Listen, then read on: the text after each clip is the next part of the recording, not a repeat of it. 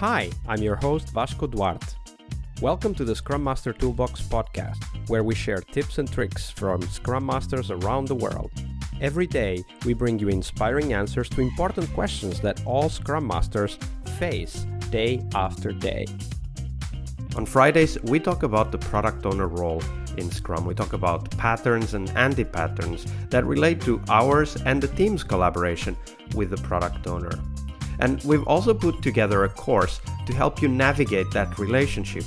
There's 18 modules, nearly 8 hours of tools, techniques, videos, handouts, presentations you can use to help you and your team work better with your product owner. The course is available at bit.ly/coachyourPO. All lowercase, all one word. That's bit.ly/coachyourPO. And now, on to the show, the Product Owner Show.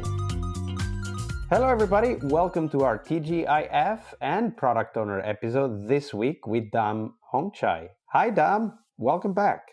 Hi, how are you today? I'm very good, especially because today is Friday. In fact, it is Friday. We're recording on a Friday, the Friday episode. It doesn't always happen, but this time it did happen. So I am definitely in TGIF mood today. Thank you for asking. All right, so let's dive into the product owner role, which, as we've said so many times over here, it's a very difficult role to play. And it's so difficult, we want to learn from anti-patterns. So we'll talk about great product owners in a minute, but before we dive into that, Dahm, share with us what might have been potentially the worst product owner anti-pattern you've witnessed in your career. A product owner doesn't ask questions. A product owner doesn't ask questions with empathy. Yeah, I don't think that person can be a good, great, or awesome product owner. So tell us a little bit more about that. Let's start with the first part, a product owner that does not ask questions. Give me an example of what you mean. Maybe you give me a contrast or whatever, but what does it mean in practice when a product owner does not ask questions?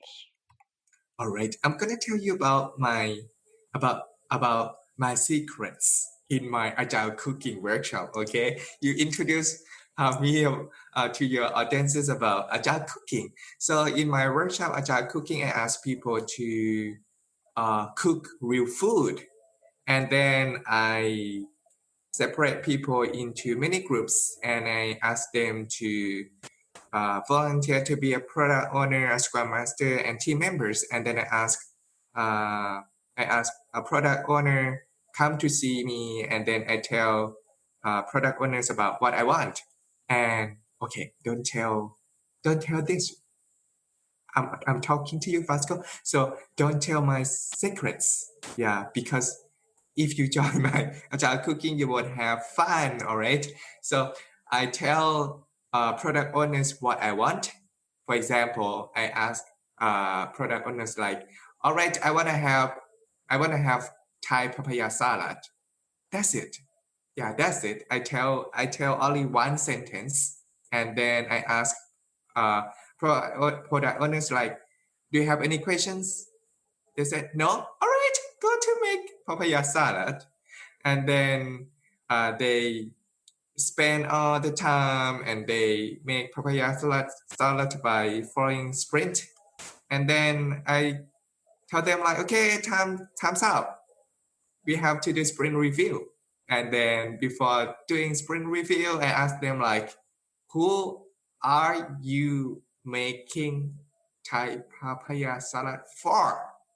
The whole room became quiet, and someone said like, oh, we are cooking for our friends. We are cooking for our product owner. And a few people always say, we are making papaya salad for you, Dahm. Really? Thank you so much. And what kind of papaya salad you just made? Oh, we have Thai papaya salad. We have what? And I said, Actually, I didn't like Thai papaya salad. I wanted to have round papaya salad. And many people complain, why didn't you tell us about that? You didn't ask. Your product owner didn't ask in details. You see, if you are bad at bad at asking questions, you won't get customers' requirements. Absolutely. That's a great point, right? And when you first said a PO that does not ask questions, I thought you were talking about not asking questions from the teams, but you're absolutely right. A product owner that doesn't ask questions from anyone, whether it's stakeholders, customers, or team, is going to be a problem for the team because the team ends up delivering the wrong salad. Yeah, even like actually team members were bad at asking questions too. They didn't ask their product owner for details, right? They just follow everything that product owner told them to do.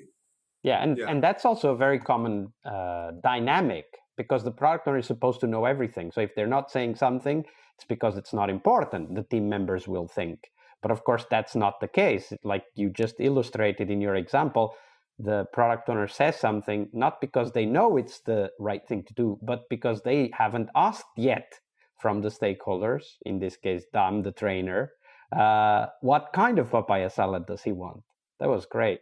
And of course, the team members not asking questions makes it even worse because it does not motivate and encourage the product owner to ask questions either. Now, very quickly though, you did say asking questions with empathy. So, what's the second part of that? What do you mean asking questions with empathy? all right. I saw many product owners are good at asking questions. That's great. But some people ask, uh, for example, in my agile cooking, for the first sprint, product owners learn that they have to ask questions, right? And for the second sprint, of course, they ask me more questions because they didn't want to fail for the second time.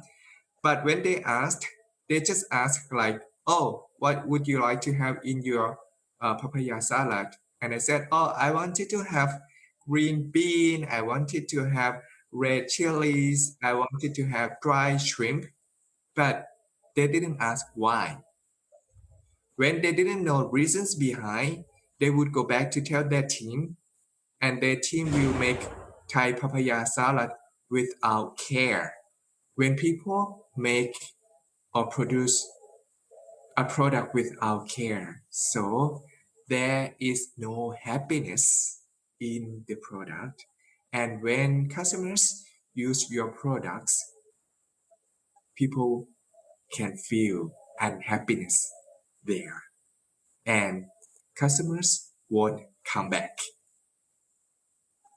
Absolutely. People can feel the unhappiness in your product. Very good. Very well said. All right. Thank you for sharing that, Dam. Next, we talk about the opposite, the mirror image of this, which might be potentially the best product owner you've ever worked with. Describe them for us, Dam. All right, I I really like this product owner. Yeah, I really like him. He is a good he is a good listener. Yeah, he's a good listener. He in my in my in my workshop, he was really under like he was outstanding. He was really outstanding. Besides agile cooking, I have agile toy making. So people makes toy. Yeah, for example, a truck from paper, a truck from paper, and this product owner talked to me. Yeah, talked to me, asked me many questions, and he tried to ask me like, why do you want to have two colors? Yeah, on your truck. Do you believe in uh, colors? And he asked me like, besides colors, do you believe in numbers? All right, I believe in the number 7. I really like this number. And he went back to talk to his teams and try to tell his team members with description.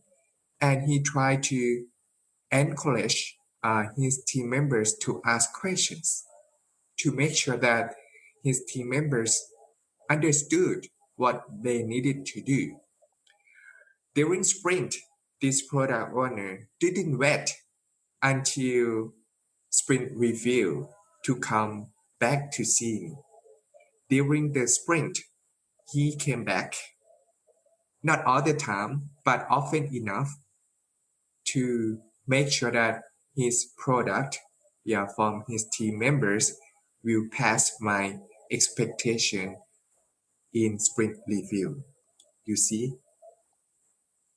I believe that he was born to be a product owner without training.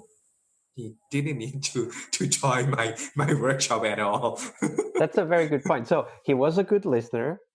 He asked Mhm. questions to go in depth into what you liked and needed. He also encouraged team members to ask questions, which is a very important aspect, because very often we also see product owners that just want to dictate what needs to be done. And he came back to the team often enough so that he would give enough feedback and help the team improve the product or ask questions, whatever that might be. And I really like that description. It's rather simple, right? Good listener, encourages questions, and also gives enough feedback, right? It's always there to give feedback to the team. I think I really like that. And maybe this is like kind of a good basis when we're thinking of hiring a product owner to evaluate exactly those 3 things, right? Like, what kind of questions does this person ask? Well, let's see. That's what the interview is for, right? Let's open up the interview and ask the product owner, all right, for example, we want you to build a toy. Now you need to figure out what kind of toy we want. Do the product owner thing. I think that's a great tip potentially for an interview as well. So not just for workshops, of course, agile toy making with Dahm Hongchai, but also just a question for an interview. I think that's a great idea. Dahm, we're getting close to the end, though, unfortunately, as this was very much a fun interview. But before we do go, do share with us, where can people find out more about you and the work that you're doing? Oh, I have a website, www.ocadee.com, ocadee.com. And actually, you can follow me on LinkedIn. I'm really active there. You will see Absolutely. me smile every day on LinkedIn. And we'll definitely put the links to your website and to LinkedIn on the show notes to make sure everybody can connect with you and give you feedback and ask questions. So, Dahm, it's been a pleasure. Thank you very much for your generosity with your time and your knowledge. Thank you so much for inviting me to join you. Thank you. One more week of the Scrum Master Toolbox podcast is over, but there's a lot more we have to share. We have developed our own membership site where you find a community of active and engaged Scrum Masters. In this site, you get access to exclusive content and get to interact with us, your podcast hosts, as well as the best Scrum Masters in the world. Join us at scrummastertoolbox.com/podcast and keep this podcast free of advertising. See you next week for one more week full of Scrum Master tips and tricks. We really hope you liked our show. And if you did, why not rate this podcast on Stitcher or iTunes? Share this podcast and let other Scrum Masters know about this valuable resource for their work. Remember that sharing is caring.